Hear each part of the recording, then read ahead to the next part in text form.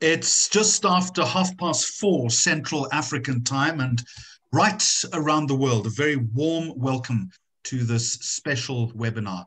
As I've watched people dial in, I've seen people in the United States, in Italy, in the United Kingdom, and obviously here in South Africa as well. It is so I'm so delighted to welcome all of you, the future of South Africa's commercial lion breeding industry, and very apt, I think, on this World Wildlife Day, the 3rd of March.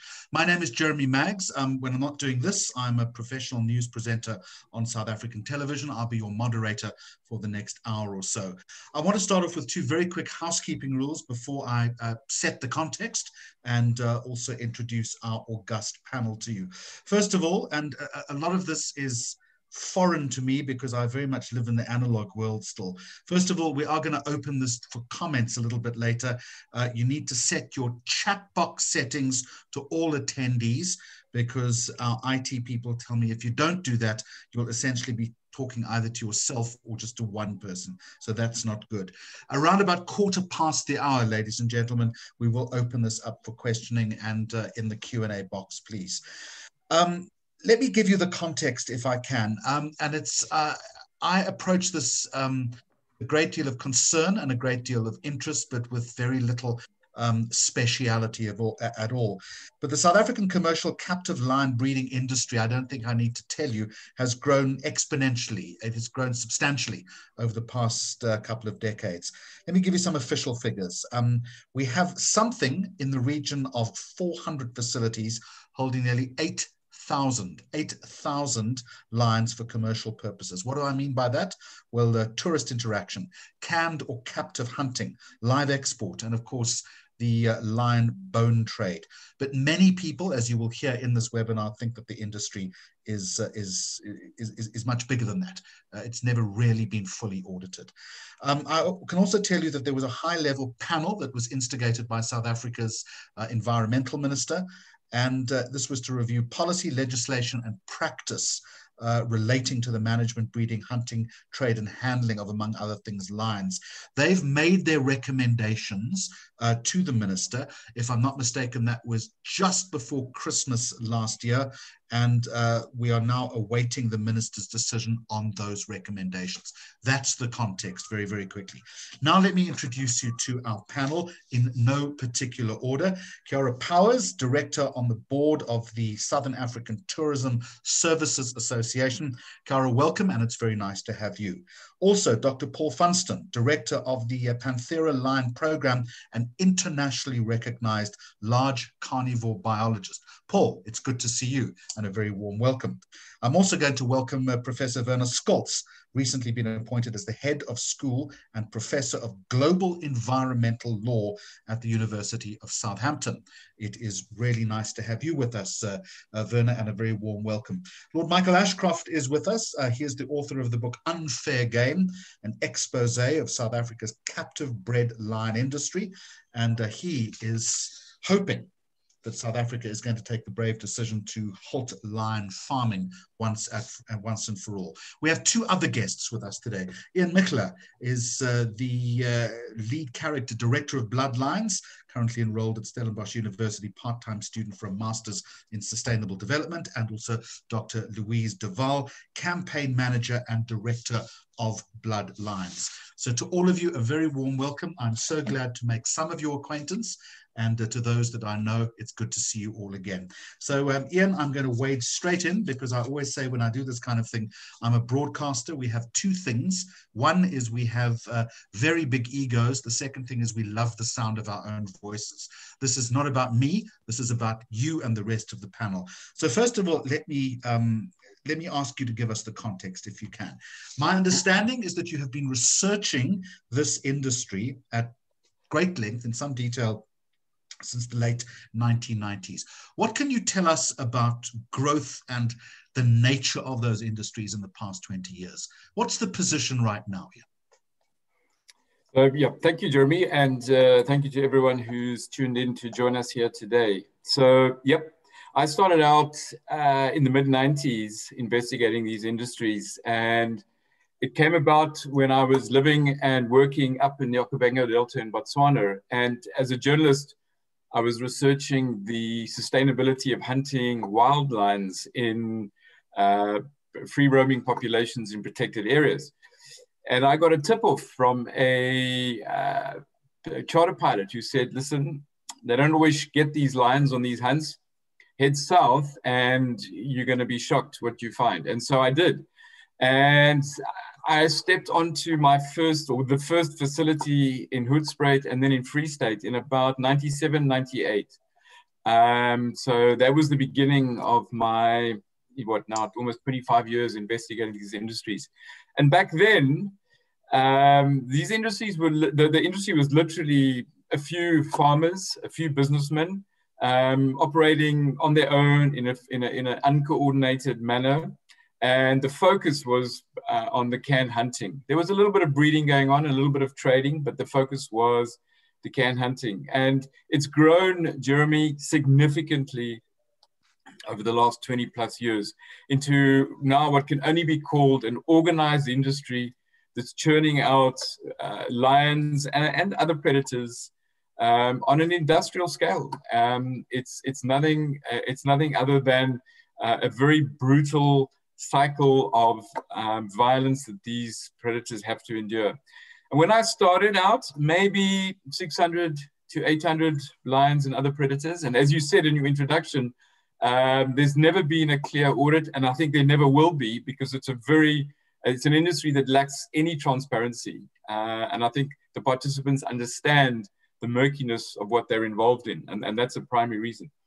In 2005, I was tasked by a group to put together a report that went to the then Minister van Schalkwyk, who tried to engineer a clampdown. And that report, I came up with 3,000 to 3,500 lions in possibly 150 to 200 facilities. But by then, the industry was already starting to expand beyond can hunting. So we had the first kind of indications that the tourism industry was starting to get involved, and the trade in wild animals had grown significantly. But it was before the days of the lion bone trade and the voluntourism industry. And, you know, today, as I say, as you mentioned, possibly 8, maybe even 10,000 lions or more, and this whole range of revenue streams. So can hunting still remains the ugly face, but the more insidious revenue streams are, of course, the lion bone trade, this whole cub petting, walking with lions, then just the sanctuary visits, the so-called sanctuaries, and of course the voluntourism industry. And just to end is that what was then, as I say, a very uncoordinated industry, fairly unsophisticated but brutal, is now a very sophisticated industry, and there are some very slick operations out there, particularly within the tourism industry, some very, very slick operations. And they've been empowered by the courts, they've been empowered by this government who still continues to embrace the practices. They've been empowered by CITES and the wider trophy hunting industry, and then, of course, elements within the tourism industry that still support visiting these predator facilities. I know, Ian, that Michael Ashcroft will pick up on this in just a moment, but just a very quick answer, if you don't mind. You use that phrase, a brutal cycle of violence. What is that? What have you encountered? So, anyone who understands wild lions, where you find them, their biology, everything that pertains to their status as an apex predator, one of Africa's most iconic species, you can walk onto one of these. The first ones I walked onto were literally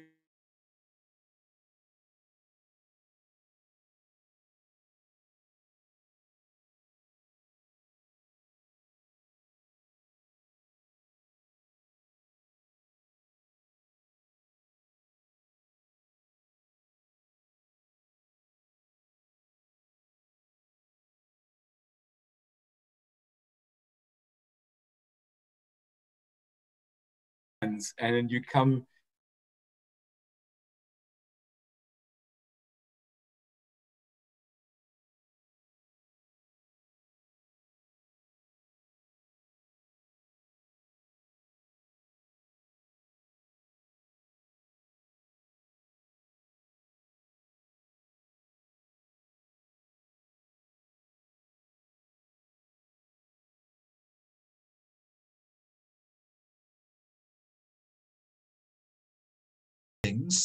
of your undercover team?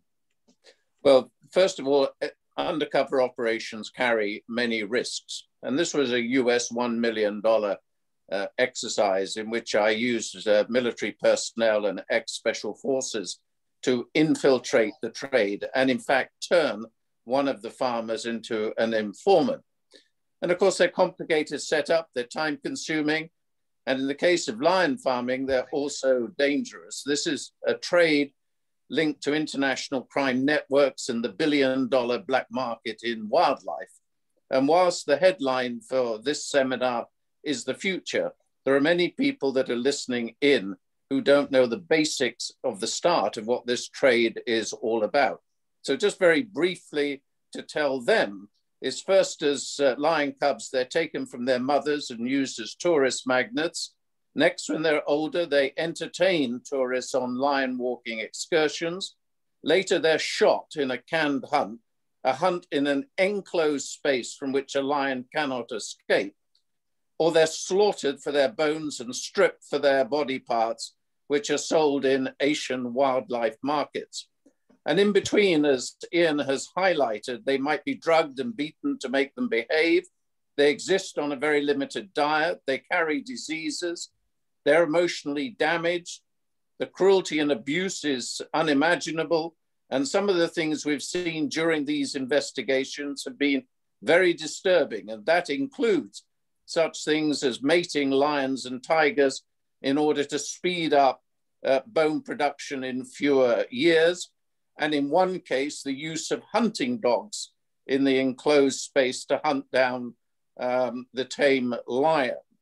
And I personally chartered a helicopter and flew over 6 of these farms at 500 feet with a David Attenborough camera on the front that could in fact identify even a field mouse at that height, and had a look at into the doors of the slaughterhouses. And much disturbing footage that was taken can be found on my website, lordashcroftwildlife.com. And I would recommend that those who are listening in today to learn more and to see some brutal footage of what happens is on that particular site. Lord Ashcroft, who are these networks? Well, the networks smuggle. For viewers, South Africa still has a legal limit on the number of bones that are exported from South Africa. But that number is massively exceeded by various smuggling routes through South Africa into the Asian market. And most of these farms are up in the Northwest Territory, the Bloemfontein area. They're well fenced off, they're in remote areas, they're guarded by those carrying guns. And I saw when I flew over the helicopter, the many, many lions in their cages in short order. And my guys actually flew drones over these farms as well. I bought a lion myself. I set up a special forces guy to buy a lion to go into, to pretend to shoot, and at the last moment made an excuse not to shoot the lion. But as I'd paid $25,000 US for that lion, I managed to extract that lion, and it's in a particular safe location now, nicknamed Simba. So we actually saved that particular lion. But you make mention of about 8,000, but from our research and extrapolating would suggest that that is underestimated, and it may be 12,000 in captivity. But to put that into perspective, the best guess is about 4,000 lions in the wild. So it's a greater multiple of genuine. We also found hunting trips crossing into Botswana, where female lions were killed in order to steal the cubs and bring them back into South Africa in order to improve the gene pool of the existing captive bred lions. Professor Scholtz, let me bring you into the conversation now. Let's look at this from a legal perspective. We have something called Section 24, if I'm not mistaken, of the South African Constitution that is used as a justification for to commodify wildlife like lions. What is your understanding, interpretation, and sense of that justification? Thank you, Jim. The problem is, of course, that Section 24, which is our environmental right in the Constitution, is used as a basis for commodification and consumptive use. It is very similar to sort of an approach to conserve and use. You know, lions are used and conserved like you would use and conserve a can of peaches. But obviously, these are sentient beings. So that is, I think, the main problem. And it's sort of an ignorant and outdated interpretation also from the side of DEF, the Department of Environmental Affairs, Forestry and Fisheries, concerning the interpretation of Section 24B2, which refers to sustainable development and use of natural resources. So it's that forms the point of departure for this approach that we see in terms of commodification. Fortunately, recently, we had two groundbreaking judgments of our court, and we follow historic decades approach of precedent. So the court cases had a major impact and will continue to have a major impact on legislation. We're talking about the future of this industry, so this is quite interesting. And the court actually, National Council of the Society for the Prevention of Cruelty to Animals versus the Minister of Environmental Affairs and others in 2019, interpreted Section 24. And they referred specifically to the annual export quotas for trade in lion bone in terms of Section 60 NEMBA. The applicants here, the NCSP, contended that animal welfare was not taken into account in this process of determining the trade in the quotas in terms of the lion bone pieces, and etc. in terms of the section. And the interesting thing here was that the respondent, the minister, perpetuated this argument that death has no welfare mandate. And this is about sustainable development and sustainable use to the benefit of the economy of South Africa and the people of South Africa. And she actually mentioned in this case and argued that the applicant has, under the guise of environmental concerns, overemphasized the welfare factor to the exclusion of social and economic factors. So perpetuating that idea of the economy being extremely important in terms of the interpretation of Section 24(2)(b). Now, the reaction of the court was very interesting and, as I've mentioned, groundbreaking, because in this instance, the court actually coined the treatment of lions in captivity as an environmental issue under the auspices of Section 24. So the court invoked Section 24 and explicitly affirmed the importance of the welfare aspect embodied in Section 24 in sustainable development and sustainable use, and fully rejected the arguments of the minister in terms of the lack of a so-called welfare mandate. And the court actually, in this instance, also indicated that the respondent, the minister, ignored welfare considerations, which should have been taken into account, and as such contravened Section 24 of the Constitution. Right. So it's a very interesting case that also affirmed and is in line with a 2016 case, which was quite similar. And maybe just for the participants, the most important part of this is the recognition of intrinsic value of animals. That is the rationale for animal welfare under Section 24. And that is very important because it actually has tremendous implications for a range of activities in relation to lions, because it means we should value animals in itself for itself, the lions. So there's a rejection of commodification. And these practices in relation to keeping lions must conform to animal welfare, in this instance, wildlife welfare, and also the intrinsic value of animals, which means essentially that we need to look at alternatives to consumptive use. Consumptive use can't be the approach that we follow to its animals, in this case, lions that have value in itself for itself. So that is very important. Professor Scholtz, I'm going to ask for a very quick response to this. You might have the law on your side. You might have had decisions that have gone in this debate's favor, but a little later we will be talking about the future. You will agree with me that you can have all the law on your side that you want, but fundamentally it does come down to enforcement. Absolutely. It's not only merely enforcement, but the fact that of the matter is we're talking about sort of the opposition of the department to an extent.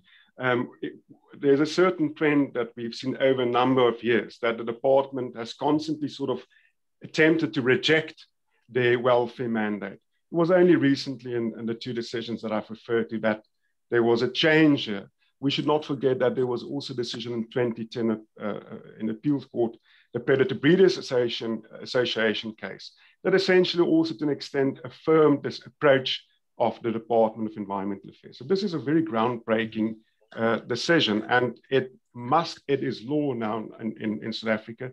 It must be followed. So there are two aspects here. Obviously, enforcement is a major issue. We know that we're talking about illegal activities. And the other aspect is we need legal reform in order to give expression to the progressive judgments of our courts. Dr. Louise de Waal, if I can ask you to unmute yourself now. You are, as I said, the campaign manager and director of Bloodlines. Ian Mikler touched on it a little earlier, but let's extrapolate it a little further and talk about the general animal welfare conditions in these captive predator facilities. We heard about this concrete slab, which was frankly horrific. What have you discerned? I think Ian made, and I think Lord Ashcroft made a good point as well. We're talking about commercial ventures here. So they're trying to increase profitability, and animal welfare is just not a priority in that commercial venture in terms of captive breeding and keeping of lions. And especially when we're talking about the lion bone trade, because in the lion bone trade, all you need are their bones. So it doesn't actually matter to them. It doesn't matter what the lion looks like at that point. So certainly this industry faces a lot of challenges in terms of welfare. And as Professor Scholtz also just elucidated, is that it has not been a priority in the department either. So there's been this ping-ponging for a long time, whose mandate welfare actually is. So for a long time, Department of Environment has been saying, no, it's not our mandate, it's the mandate of agriculture. Agricultural department said, no, it's not our mandate, it's the mandate of the provinces. And the provinces go, no, it's not our mandate either. So the whole mandate of welfare has been fallen by the wayside, and it's been straddling between all these different authorities, and nobody has taken responsibility. And at the same time, we're dealing with a commercial industry who's trying to intensively breed these animals in captivity. So it does no wonder that we see horrendous pictures. Yes, I think if we talk about welfare, we often conjure up these images of maybe starving lions or injured lions, and yes, that does happen. But I think the animal welfare issues in this industry are much broader. And I think Lord Ashcroft already sort of mentioned a few of them, you know, cubs being taken away from their mothers within days of birth, hand-reared on formulas and cow's milk that don't have the nutritional value that they require, and that leads to nutritional deficiencies that compromises their immune systems and makes them much more susceptible to all sorts of diseases. Cubs are kept in enclosures, as Ian was saying, that are totally inappropriate. Concrete floors, unhygienic, a lack of proper food, sometimes not even proper water, then the cub petting, where cubs are being interacted with, you know, 8 to 10 hours a day, 7 days a week.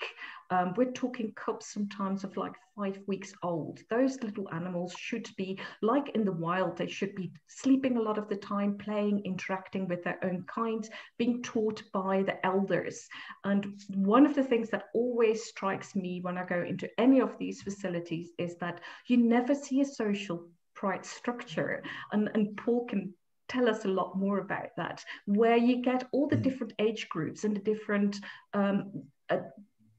sexes all in one group. Right. When you go into these facilities... I'm going to come to Paul right now because I do want to talk about the efficacy and the potential of captive lion breeding. But before we get there, Dr. de Waal, how does this hit you viscerally when you've gone into these facilities? You're talking in statistical terms here. How does it make you feel?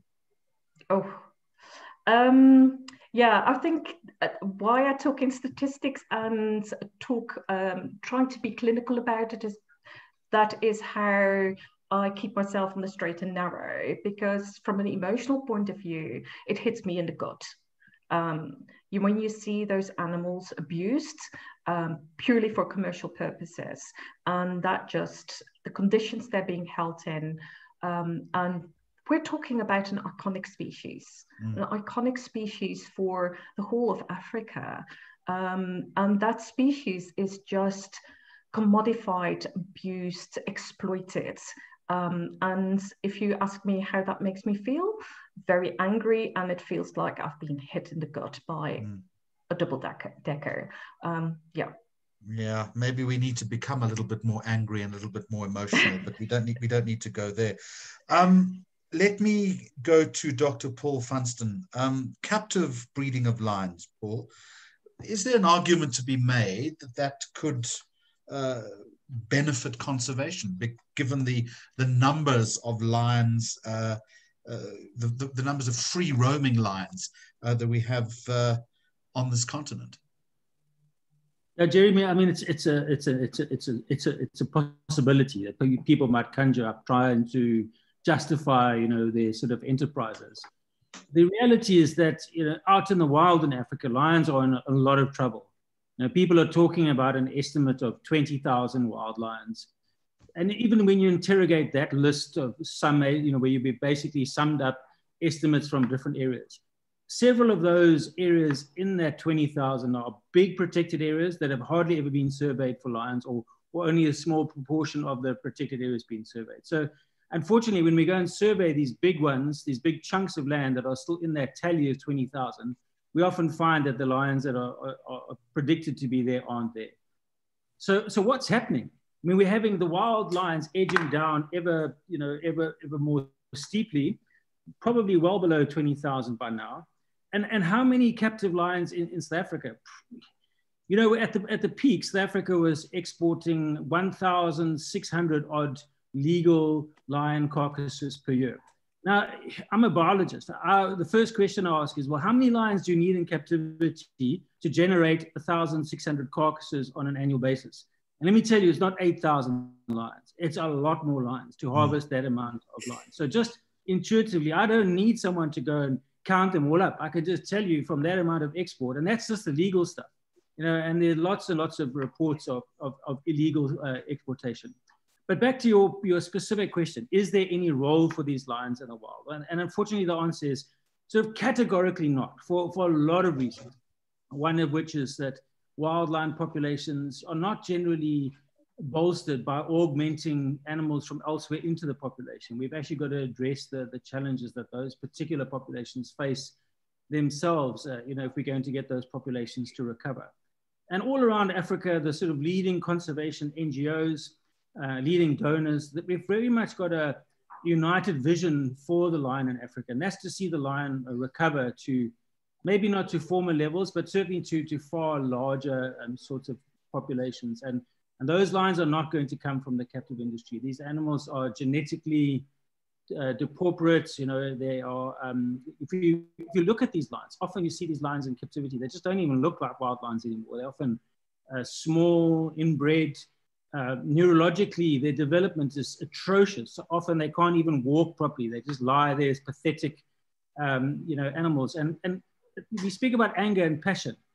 You know, when I look at this stuff, I get so distraught. I watched this new movie that's about to come out.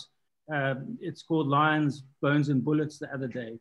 And in this section, particularly on the husbandry aspects and welfare, I was sitting crying. And I'm a big, burly, strong guy. And I'm angry and I'm frustrated and I want this to end. And so I've answered way beyond your question, but maybe it'll lead to some other questions. And but no, there is no place for the captive industry in restocking wild areas with lions.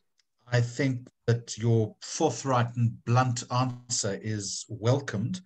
And I hope when we segue into the future and what needs to be done, that will inform some of the thinking from the panel.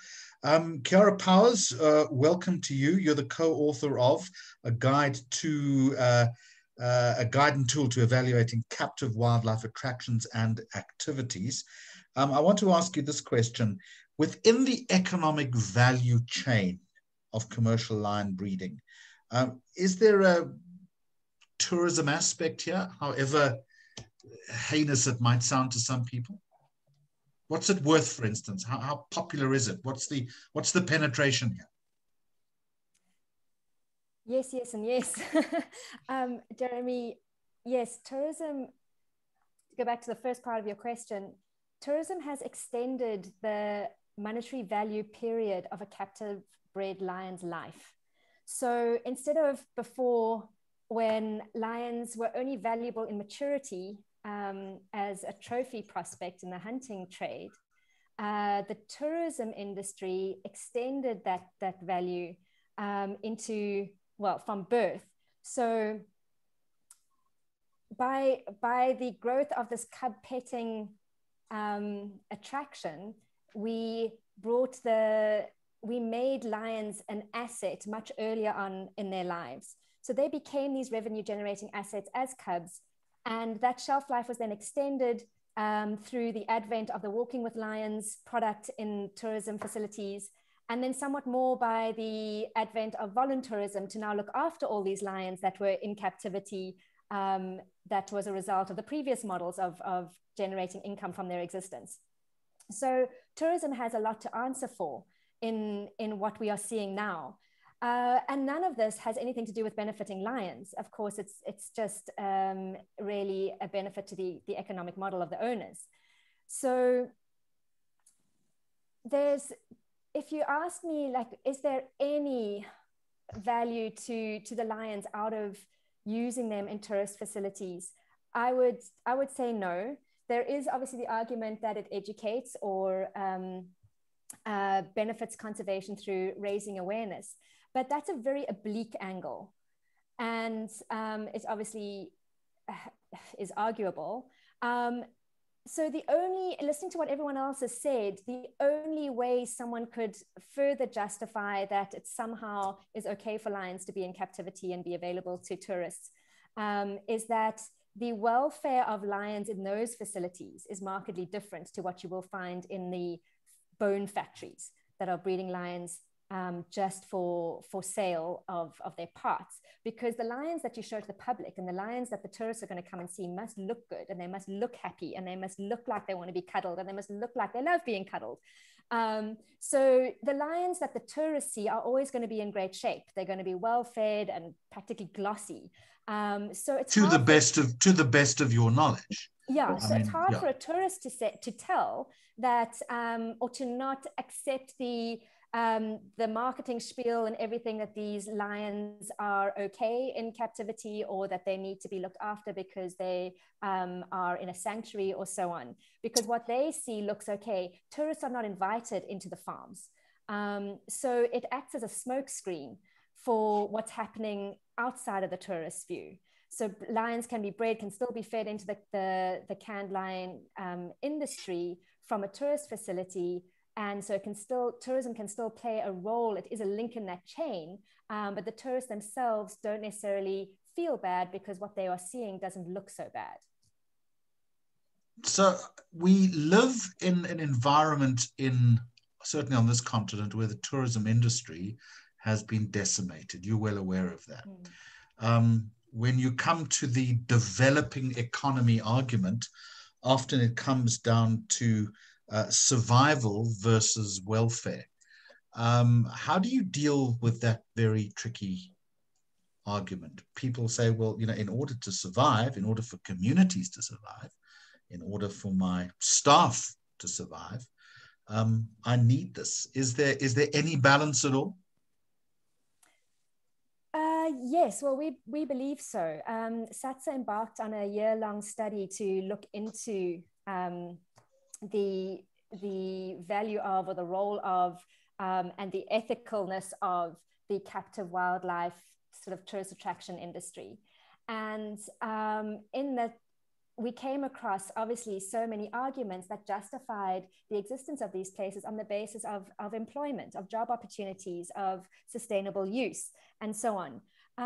But because we did such an extensive study, and because from our association's point of view, we know the industry in all its shapes and forms so well, we couldn't find a reason why any of these businesses could not survive by changing their business models, by keeping up with the trend in the world that is totally moving away from such abusive types of practices, really. So if people are open to change, are open to new ideas, that we could find, we were already finding ways to advise and say, well, have you looked at this alternative or that alternative? What COVID has done, and in a way, in a very sad way, I'm almost grateful, because we tried to forecast for such animal owners or facility owners what the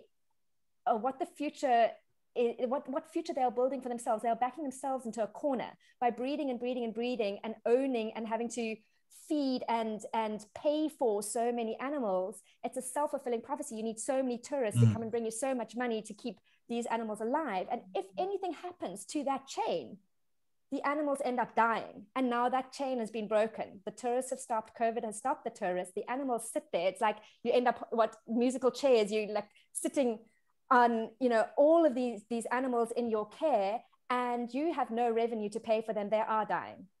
They are dying. That's what's happening. Keira, thank you very much indeed. Lord Michael Ashcroft, I want to come back to you and to your seminal work and the project that you put together. I want you to reference the illegal poaching of live wildlines to ostensibly bring fresh genetic material into the captive animals, if you understand what I'm saying. Was there evidence that you found?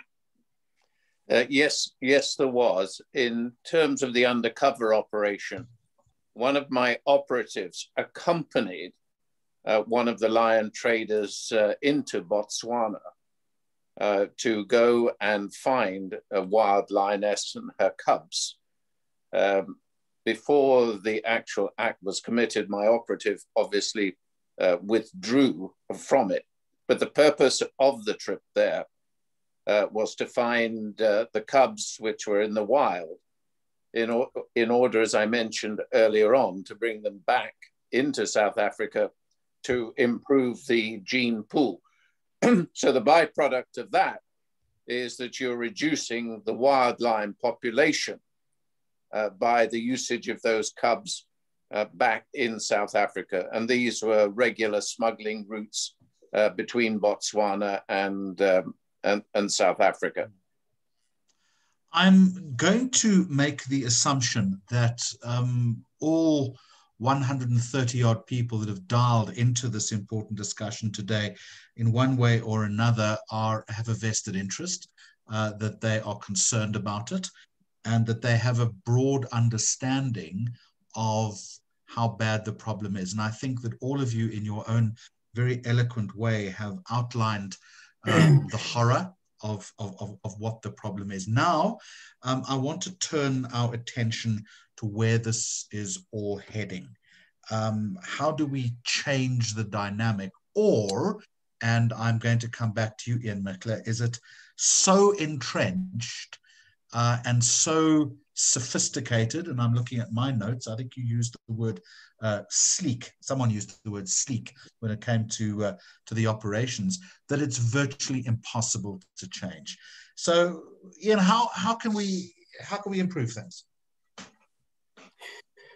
Well, so for me, the future is absolutely clear. These industries should be closed down. And this includes all predator facilities, even the ones, the so-called sanctuaries.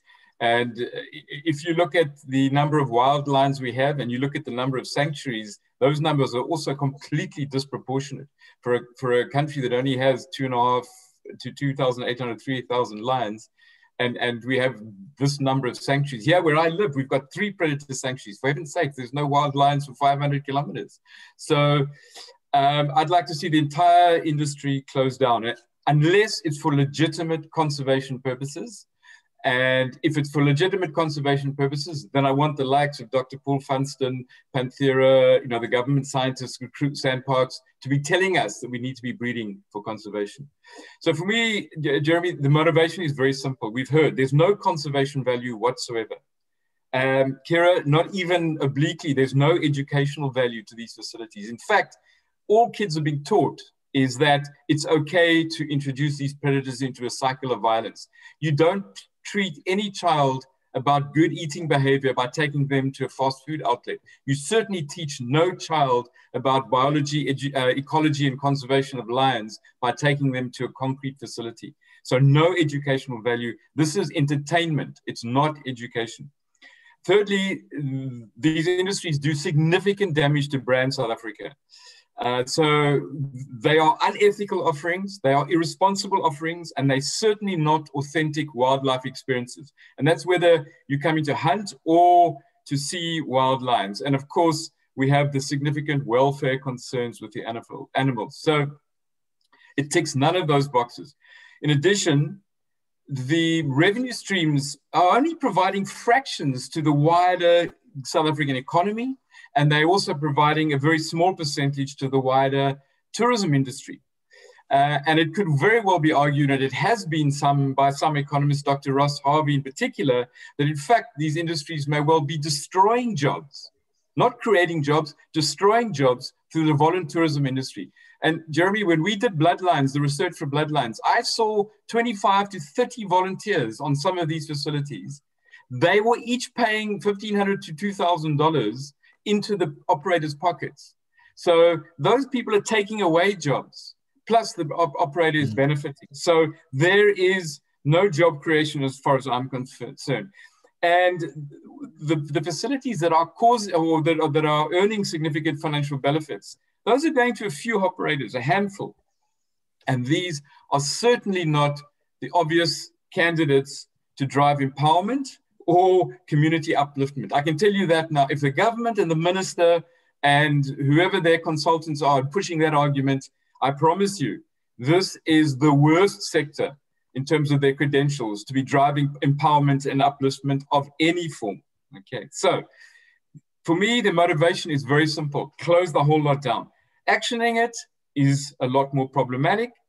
And I advise that the minister does so over a given time frame. So rather than boom, let's say 2 to 3 year time frame, you start with the obvious steps, close down the lion bone trade, for example, and immediately stop all further breeding. Stop the breeding. That is the premise of bloodlines. Stop the non-conservation breeding, because then we have a time frame. We know, and Paul will tell us, 12 to 15 years is the duration of a lion. Stop it, then we know what we've got, and then you can close it down in stages. And of course, I think that's how we deal with the issue. And you certainly are not on the fence as far as that one is concerned, Ian. You make a very impassioned plea. Let's look at the legal side of all of this. Let me bring back Professor Werner Scholtz into the discussion. It's all very well for someone like Ian to say, shut it down, Werner. But as he also pointed out, who takes the lead? How do you do it? Easier said than done, isn't it? It is indeed. I mean, I fully agree with his viewpoints, especially in relation to the issue of, or the arguments surrounding sustainable development, because that's mostly the argument that is used in order to justify these practices. Maybe I should just mention the fact that I think a very important aspect would be strategic litigation. The 2 previous cases that I referred to provide an opportunity to litigate under Section 24B, which refers specifically to the reasonable and other legislative measures that should be not only promulgated, but also in terms of the tests of the courts implemented in a certain manner. So it actually implies that what we require is legislation that deals with wildlife welfare, which currently does not really exist.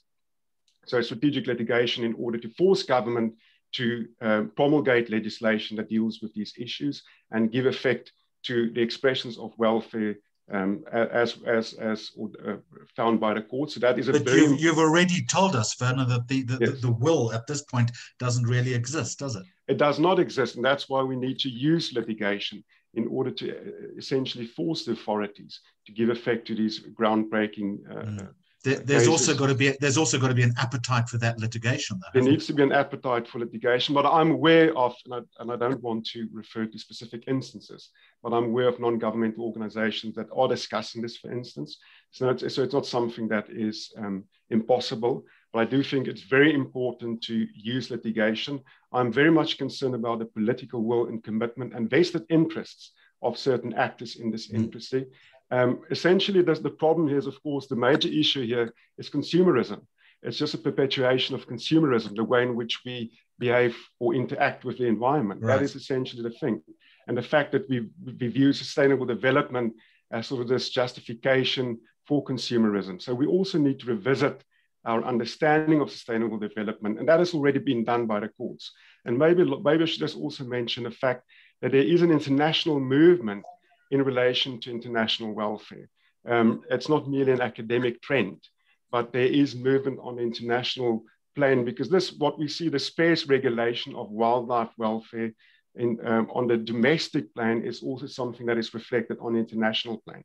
So there is some interplay between initiatives in terms of international environmental law and national environmental law. So right. I think what we need to do in terms of lobbying and strategic litigation is also to take cognizance of that and really link to that in order to have sort of a global movement and pressure government in order to promulgate legislation that departs from these horrific and abhorrent practices. So that would be strategic litigation is important. We have the tools now.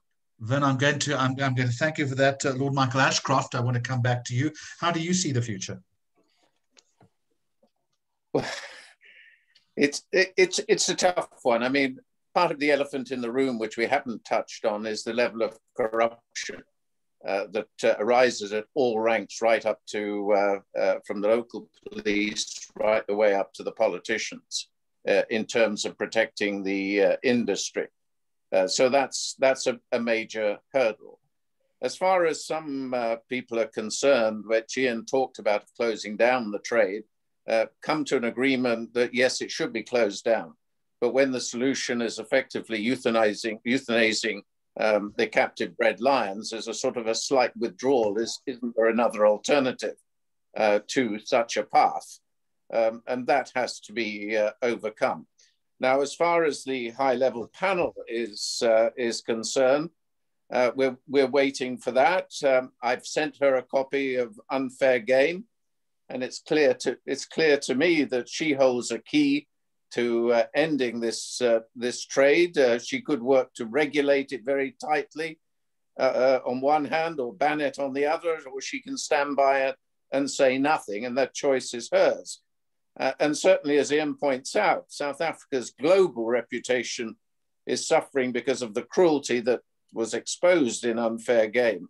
And the minister must ask herself whether she wants to go down in history as the politician who ended this barbarism and cleaned up the reputation of the country, or whether she wants to just stand by. And so we will have to await and see what that next stage is.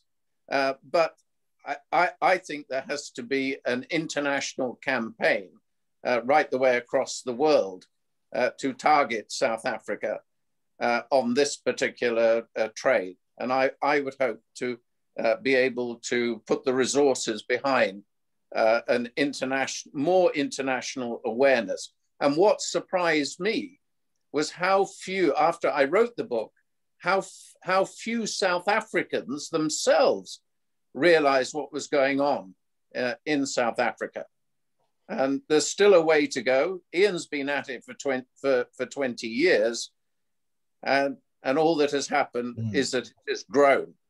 International pressure, and I'm also pursuing the United Kingdom to ban body parts of endangered species coming into the United Kingdom, and I'm working to ensure that that ban includes lions, especially targeting South Africa. Paul, I think just to the one point that Lord Ashcroft raises is that about the ignorance of many South Africans. It's probably understandable given the focus that we have on the rhino crisis in this country. We don't need to go there, but maybe a leading question to how you see the future panning out, and maybe let me come at it from a different direction. What happens if nothing changes? What happens if we don't get a decision from Minister Creasy? What's the future here, Paul? Jeremy, you couldn't have asked a more accurate question. I was going to give you this answer irrespective of your question. So we're headed towards some unmitigated disaster. And let me tell you why I think this. The markets that these animals are being used for, particularly in the body part side of it. Look, the trophy hunting market is only so big, and it's much suppressed these days through the various countries, sort of not allowing as many of these trophy hunted trophies, these can hunted trophies to go to the United States, etc. But so there was a bit of a downscaling in the size of the industry, perhaps a little bit of a hiatus. But they found a market in Asia for the body parts. Up until recently, maybe you couldn't breed a lion to 2 years of age, which is the sort of age that you might harvest it, optimally for its body parts, economically viably, with just that market. But if that market gains traction, and it looks like it really is, it might just be viable to breed a lion in captivity and slaughter it just for its parts. You don't have to pet it. You don't have to walk it. You don't have to hunt it. You might just slaughter it. This is why there are 10,000 tigers in captivity in China. This is what the thinking was. And the Chinese government sort of clamped down on that practice to a degree. And so those people still source product. The people that breed those tigers, eventually the lion product is ending up with those tiger breeders and commercial entities in China. So South Africa just said, well, come and have as many of our lions as you like initially. And then they put CITES eventually got a quota put on it. But the market, the sort of export of bones from South Africa since 2008 has increased exponentially. And as I said, it sort of peaked at about 1,500 or 1,600 legal bones per year in 2014-15. But what's happening to lions outside of South Africa, and what are the knock-on effects for wildlines? Because, you know, we've heard a lot about the sort of welfare issues and how this affects us personally, how we feel about it, etc., all of which are absolutely horrendous and totally unacceptable to me. But in my role in Panthera as the sort of director of our strategic focus and direction of work with lions is, what about wildlines? So what evidence do we have? The evidence is quite damning and increasingly so. And it's all very current and all very new. So over the last 5 to 6 years in particular, we've seen a dramatic increase in the poaching of wildlines in protected areas and countries proximate to South Africa, particularly Mozambique, but it's also rearing its head now in Botswana, Zimbabwe, Namibia. Poachers are killing lions quite at an alarming rate, and they're just chopping the feet off and the faces off, just like those horrendous images you see with the rhinos. We now see these horrendous images of bloated, rotting lions out in the field that have just had their faces and their feet cut off. And we put some figures to it. I'm going to ask you to finish this thought quickly because I've got a weather eye on the time and I do want to reference a couple of questions that have been posed, but just finish that thought, please. No, so it's alarming, and it's also becoming very militarized. We had a project in Mozambique where the lions declined from about 100 to less than 12 in Limpopo National Park over a few years. And we had to pull our field people out of that site because it was too dangerous for them to operate there. People with guns, etc. So the rhino elephant sort of scenario is starting to become the same for lions. And if we look at other species of large carnivores, the tiger declined to 3,000 in the wild before we militarized and really got into gear to protect the tiger.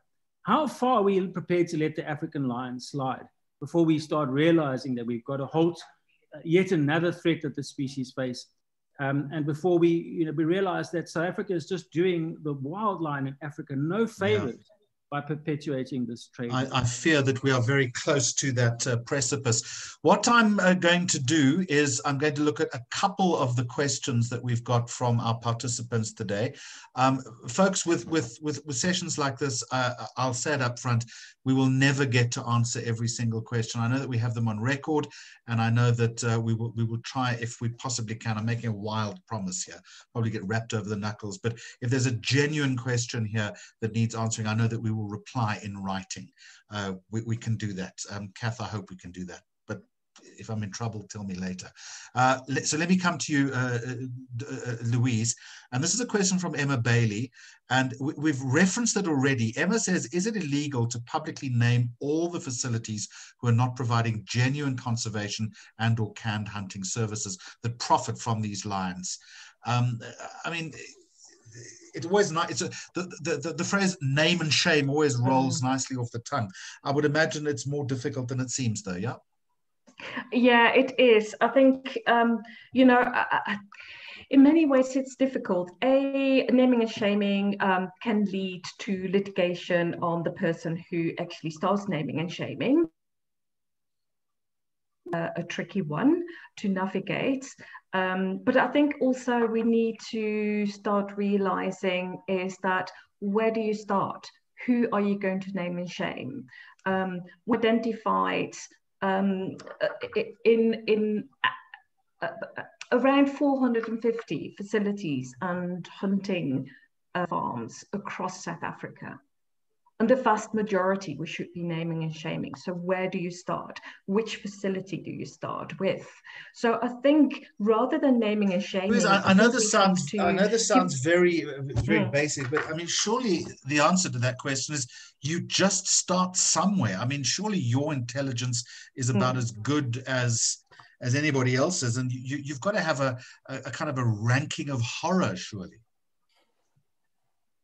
I think and I agree there with what Keira has done with SATSA, is that it's much better to give people the tools so they can make the right and informed decisions themselves.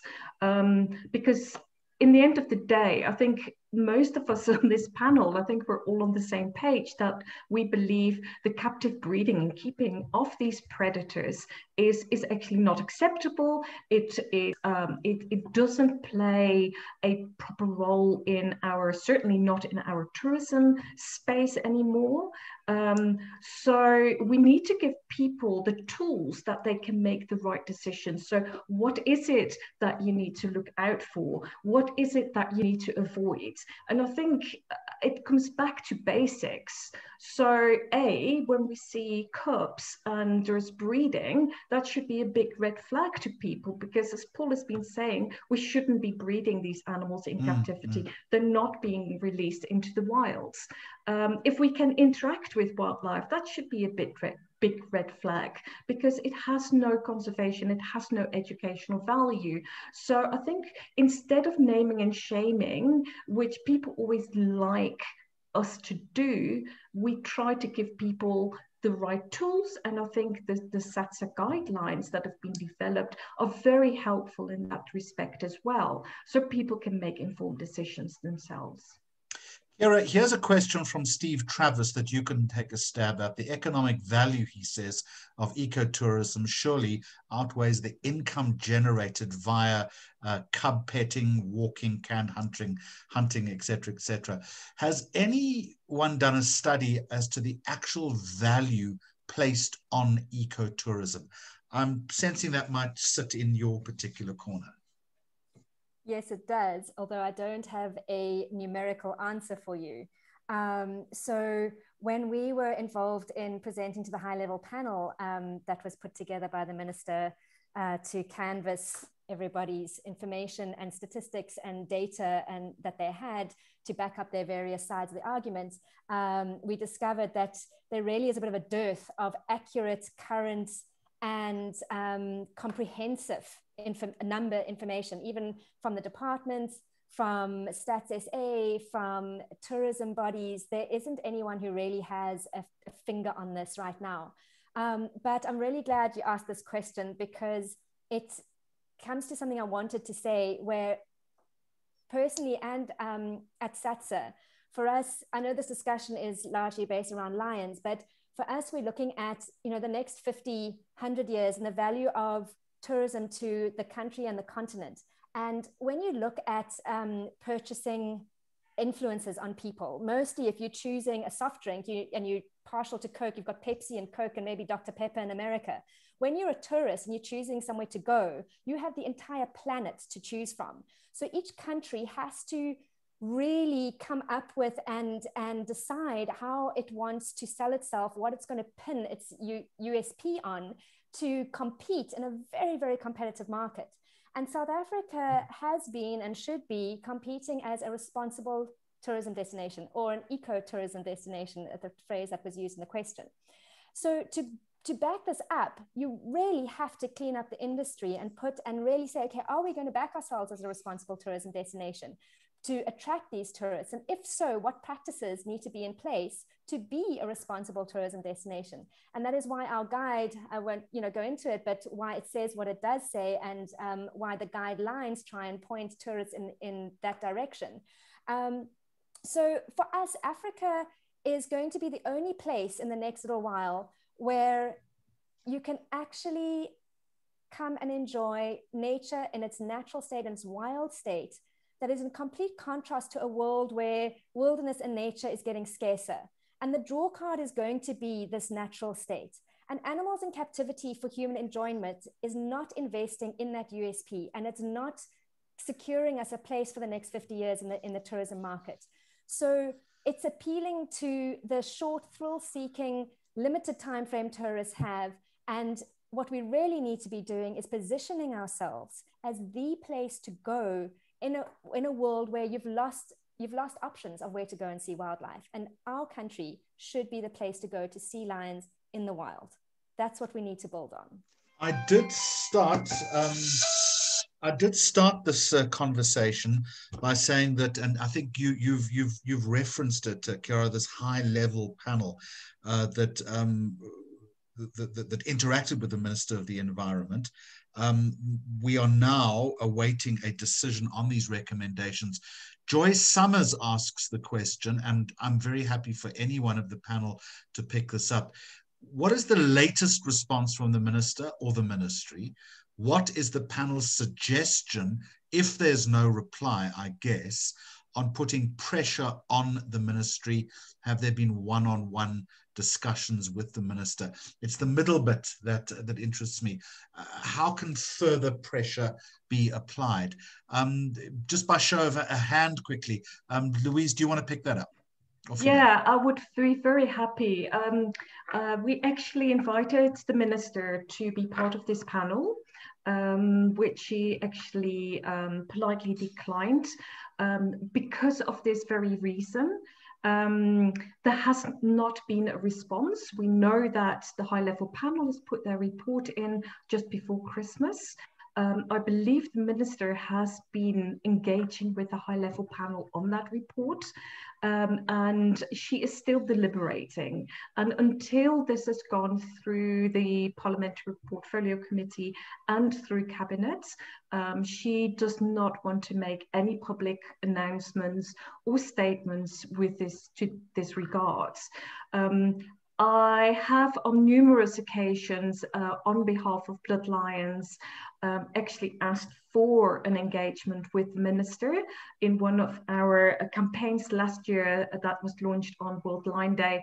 We actually collected 1,300 pieces of line art that I wanted to present to the Minister in a call to actually end and keep the line bone quota at 0.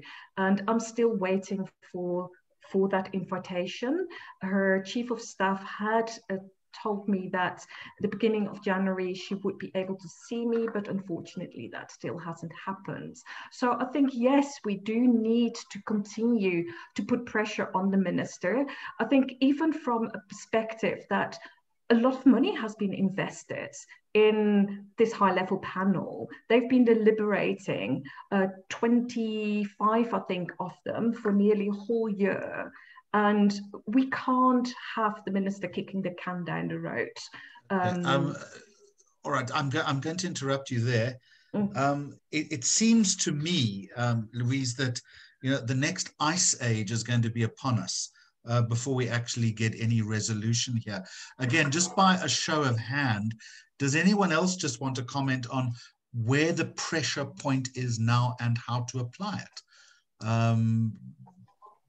Again, let's Keira, I'll come to you now. Ian, very quickly again. I'm cognizant of time here, so if I could just have a quick answer, not a keynote speech. Yeah. So 2 points. One, in support of Keira, the tourism facilities and activities are the most insidious part of this industry, and I think they're the ones that could have the longest legs. So I think that tourism has got to play a much bigger role. And I'm not only talking about SATSA in South Africa, I'm talking about international tourism. And then secondly, I think another big pressure point should be the wider conservation community, because what's happening right now is that this whole industry is undermining the legitimate conservation agendas.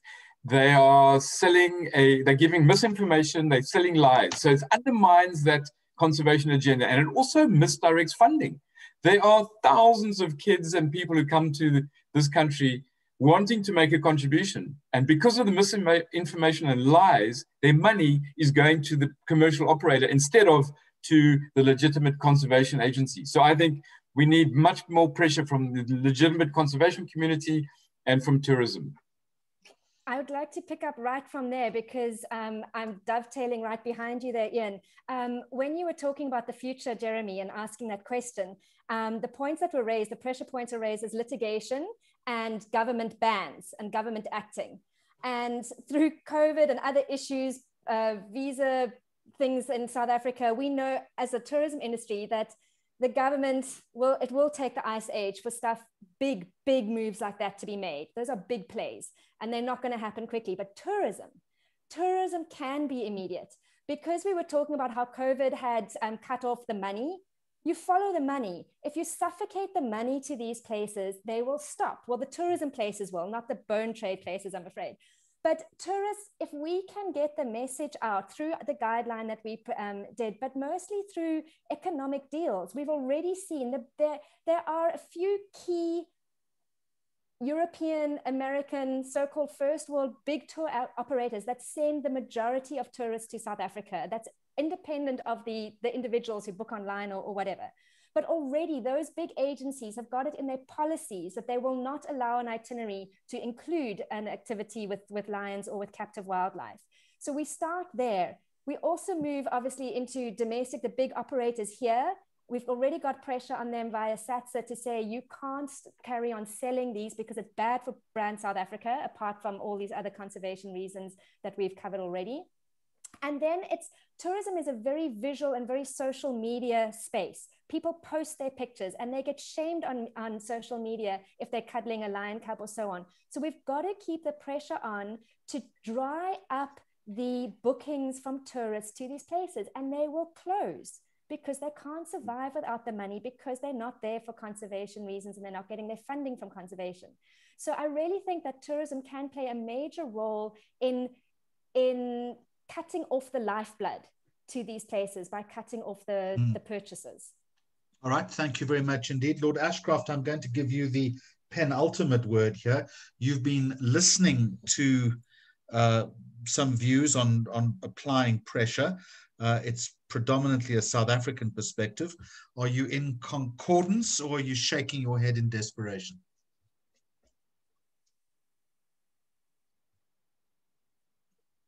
If I could ask you to unmute yourself, Michael.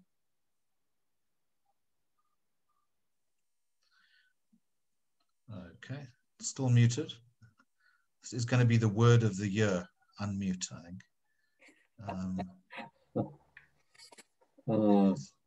There we go, you're unmuted, off you go. Like Ian, I've been to Africa many times on regular photo safaris, and I have a library of wildlife films, and I discovered this trade by accident. And I was so impassioned by the cruelty of it, which led to the writing of Unfair Game. However, the next stages of this, as Ian has said, and that you've all articulated the cruelty and the barbarity of it. But until there is a political will in South Africa to make a change, then sadly, I suspect that this is going to go on for years to come. And that's why I think there has to be a greater coordination. Ian needs to be known much more internationally. This has to be a worldwide attempt. There has to be greater focus on this, on the bone trade to Asia. We all know for medicinal purposes that the aphrodisiac qualities and others is a myth. So that pressure, that pressure must come.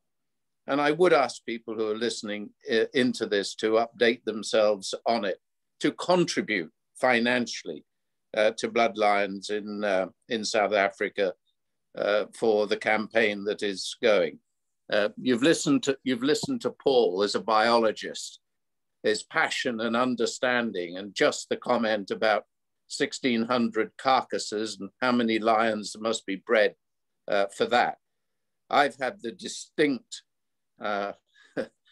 pleasure's the wrong word, but of flying over these farms at 500 feet. I've seen it for myself. And I too, like Paul, can get quite emotional and upset. I've seen in the films a sleeping lion being shot. I mean, how brave is that hunter to just shoot a tame lion that is sleeping in a massive enclosure? The cruelty that is there, the lions, the conditions, the disease. We must all work much harder to get this trade stopped. Lord Ashcroft, thank you very much indeed. We are coming to the end of this discussion. I wish I could say it was a pleasure, but it hasn't really been. you've just shone, all of you, a very stark light on a problem that I fear is going to be with us for quite some time. All I hope, as a moderator, I do not have the expertise that any of you have. I simply I ask questions for a living. I hope that we've answered some of them. I think we've scratched the surface. I hope we can do this again. I think we need to do this regularly. That's the very best I can say as far as this is concerned. Dr. Louise de Waal is the campaign manager and director of Wildlines. Louise, not only have you participated in this conversation, but I know that you've made a few points in summation. I'm going to give it to you, and then we'll close the webinar.